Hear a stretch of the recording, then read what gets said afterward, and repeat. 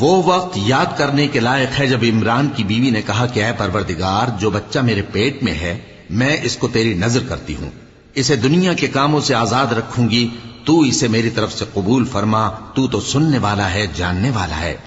پھر جب ان کے ہاں بچہ پیدا ہوا تو کہنے لگی کہ پروردگار، میرے تو لڑکی ہوئی ہے، جبکہ اللہ خوب جانتا تھا جو ان کے ہاں ولادت ہوئی تھی، اور نہ ہوتا لڑکا مانند اس لڑکی کے۔ اور کہنے لگیں میں نے اس کا نام مریم رکھا ہے، اور میں اس کو اور اس کی اولاد کو شیطان مردود سے تیری پناہ میں دیتی ہوں۔ تو اس کے پروردگار نے اس کو پسندیدگی کے ساتھ قبول فرمایا اور اسے اچھی طرح پرورش کیا، اور زکریا کو اس کا کفیل بنایا۔ زکریا جب کبھی عبادت گاہ میں اس کے پاس جاتے تو اس کے پاس کھانا پاتے۔ یہ کیفیت دیکھ کر ایک دن مریم سے پوچھنے لگے کہ مریم، یہ کھانا تمہارے پاس کہاں سے آتا ہے؟ وہ بولی کہ اللہ کے ہاں سے آتا ہے، بے شک اللہ جسے چاہتا ہے بے حساب